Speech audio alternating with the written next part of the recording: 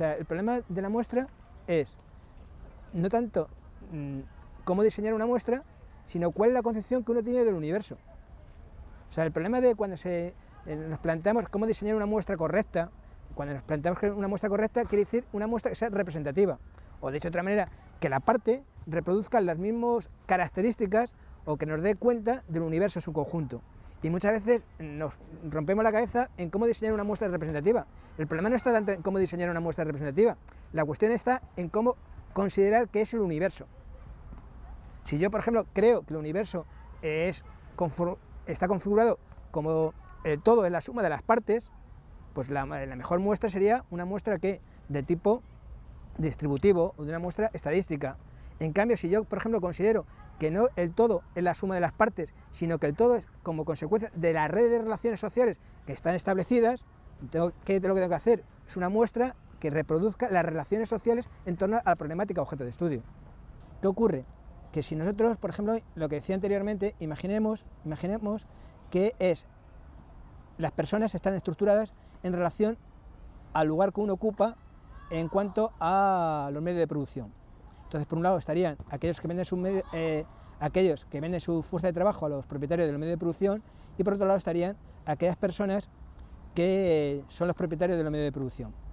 Claro, pero esto sería tanto como considerar que todos los seres humanos, todos los que venden su fuerza de trabajo son iguales, y todos los que venden su fuerza, los que son los propietarios de los medios de producción, son iguales.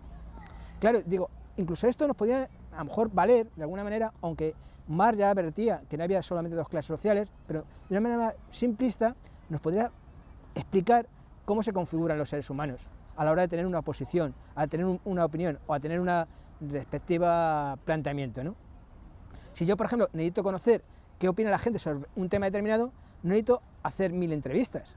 Simplemente necesito conocer el discurso de los propietarios del medio de producción y el discurso de los que venden su fuerza de trabajo a los propietarios del medio de producción. Se acabó, ¿no? Ahora bien, en las sociedades complejas como las actuales, ¿qué ocurre? Que un ser humano, además de vender su fuerza de trabajo en el medio de producción, pues participa de otras redes.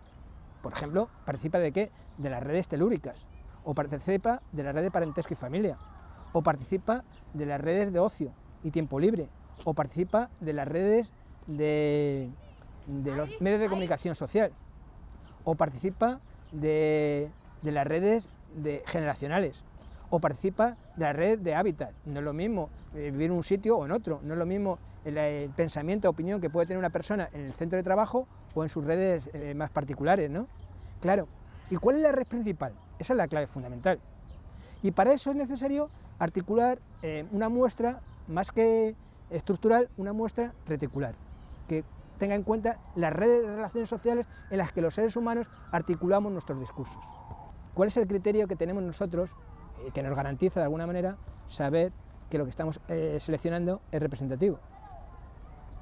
Yo digo, algunas veces cuando intento explicar esto en clase, los alumnos dicen, hombre, pues muy sencillo, los que están a favor y los que están en contra de algo, ¿no? Y esto, aunque parezca de perogrullo, y aunque parezca así un poco chistoso, digo, pues sí, lleváis razón. Cierto es, cada vez que analicemos cualquier tipo de fenómeno social, lo importante es saber quiénes están a favor y quiénes están en contra.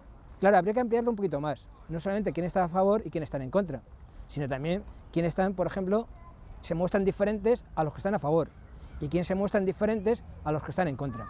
O sea, ya tendríamos como un cuadro de 4 posibilidades, no solamente ya los que están a favor y los que están en contra, sino también quiénes están, por decirlo de una manera, diferentes o se muestran diferentes a los que están a favor y quiénes se muestran diferentes a los que están en contra.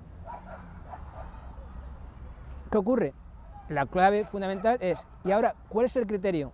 ¿Cuál es el criterio que tenemos nosotros para decir quiénes están a favor y quiénes están en contra?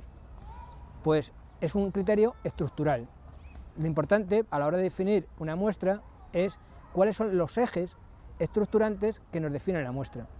Habitualmente podemos utilizar una serie de ejes al uso, ¿no? Nosotros sabemos que los seres humanos, sus posicionamientos, sus discursos, sus opiniones respecto a un tema, viene diferenciado por el lugar que ocupa uno en la estructura social, ¿no? Pues podemos decir que el eje de clase es uno de los ejes que van de alguna manera, van a determinar o van a condicionar o van a servirnos para establecer el eje estructurador de la muestra. Por otro lado, otro eje que podemos establecer es el eje de género. Otros ejes sería el eje generacional, otro el eje de hábitat y por último podríamos tener el eje de convivencial o grupo cultural. A veces, sin ser conscientes de ello, en vez de hacer una muestra estructural, lo que hacemos es una muestra distributiva, una muestra estadística de tipo estratificado. Es cuando en vez de utilizar los ejes estructurantes que nosotros a priori creemos que van a dar cuenta de los discursos diferenciados, en vez de utilizar los ejes estructurantes, lo que utilizamos son variables. Pero claro, estas son infinitas, las variables siempre podemos decir una más, siempre podemos decir, pues ahora entrevistamos a los ancianos, y ahora entrevistamos a los jóvenes, y ahora los jóvenes melenudos, y ahora los jóvenes con barba, y ahora los jóvenes con el pelo afro, y ahora los ancianos de 60 años, y ahora los ancianos de 80 años, bueno, suponiendo que los ancianos de 60 años, ahora los ancianos de 80 años, y ahora los ancianos de 90 años, y ahora las mujeres que están casadas, y ahora las mujeres solteras, y así hasta el infinito. En cambio, si nosotros utilizamos no tanto variables, sino lo que tenemos que utilizar son los ejes estructurantes, o sea, qué ejes creemos nosotros, como investigadores, que son los que van a estructurar los discursos sociales. Obviamente, nosotros a priori partimos de unos ejes estructurantes, pero será el devenir del propio proceso investigador el que nos va a decir hasta qué punto estamos acertando con los ejes. Y por inferencia discursiva, más el proceso participativo en el que está implicado la población, nos hará construir o nos hará enunciar otros ejes con los que conocer los discursos sociales respecto al tema que nos ocupa.